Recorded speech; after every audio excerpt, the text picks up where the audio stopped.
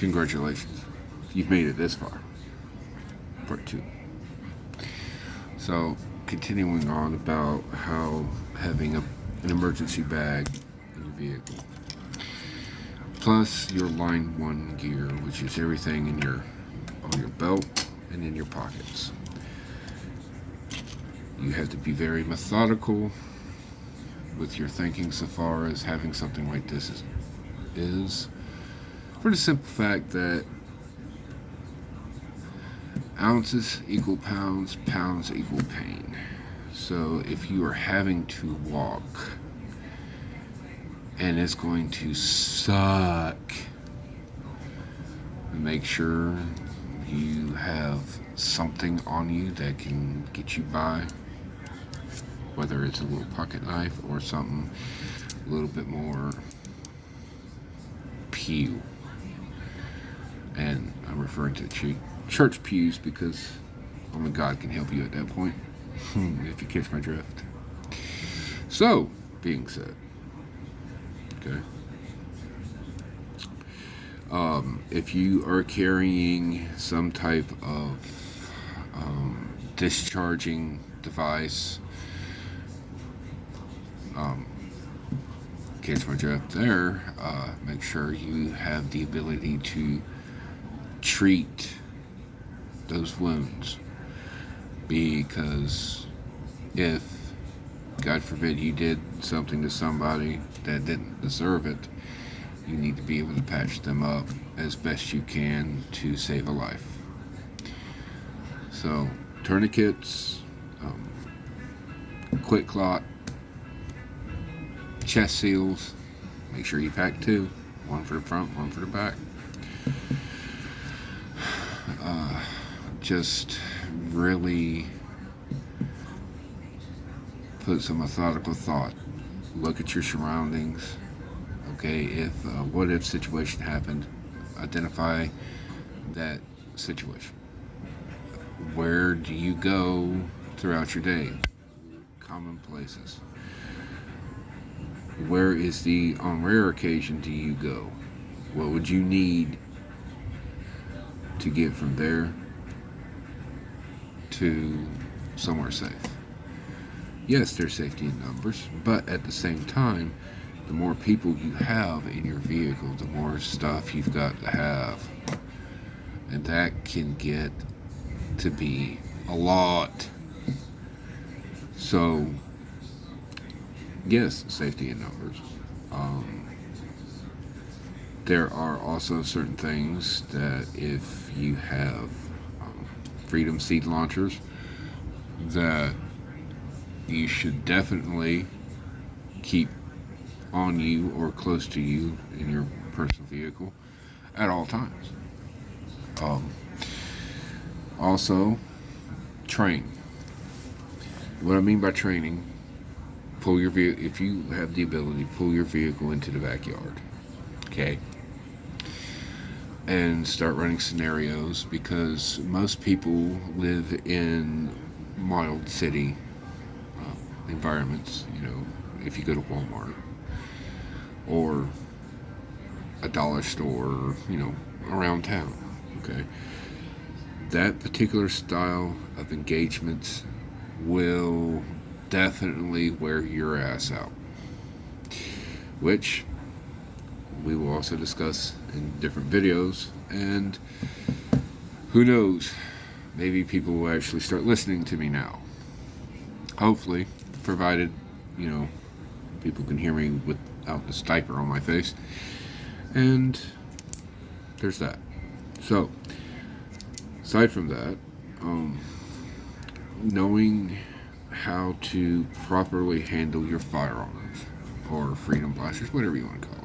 Okay, this channel, I get no money, I get no views. This is just therapeutic for me, because it's things that I want to say, I want to get off my chest and have a knowledge retainer for those that are looking for it, because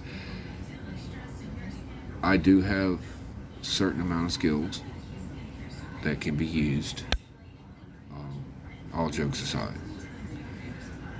I really do not want to go into that particular set of skills, mostly because I'm old, fat, and have bad things wrong with my body, like everything. My check engine light's on. But if I have to, I can just say fuck it and throw it out, as well as anybody else. Now, is training a perishable skill? Absolutely. Absolutely. Because the idea of training is to get you where you've got to be. And that's from A to B. If you are in a situation where there is a asshole trying to hurt people, are you going to freeze? Or are you going to get done what's got to get done? Good question. So, if they're wearing body armor, where do you shoot? How familiar are you with your firearm? Every firearm, you can have 15 different, or 15 of the same weapons, okay, and they're all going to hit differently. Manufactured right, everything. Because there's variables. There's variables in how much powder's behind the round, humidity, the wind blowing. These are just some of the variables. So repetition, repetition, repetition. You do not practice till you get it right. You practice until you can't get it wrong. And yes, that is hard these days because of ammo prices and stuff like that. But still, you can dry fire. You can go to the range sparingly. Ideally, to go to the range a couple years ago, last year, or yeah, let's go a couple years ago, before bullshit happened. I could go to the range every day and still be able to pay all my bills on time. and yeah, with a case of beer afterward, and barbecue. All right, cool.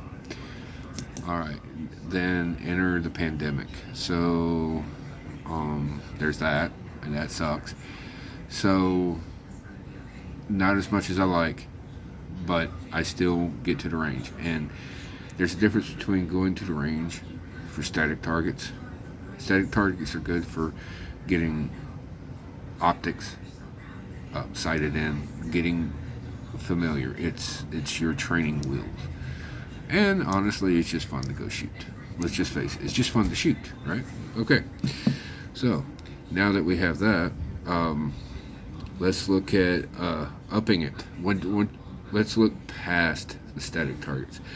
All right, you're going to start wanting to get a pen, get a pad, and it starts to get very personal.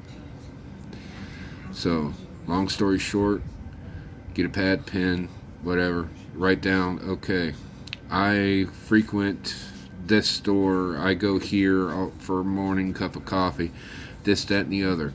How often are you out of your vehicle? How often are you in your vehicle? How often are people around you? Where do you park? Do you try and find something close up front? Do you try and sit all the way back? Would you go into a store, or are you showing what you got on your hip, or is it concealed? Do you have the adequate training? If somebody's in the parking lot and they try and do something to hurt somebody, how are you going to react? Because there is a flow to it. You have to learn how to use cover. They're going to be using cover, so you've got to go and communicate and do all this stuff, and it's got to be so ingrained in you, it's fluid. Okay? So, with that being said,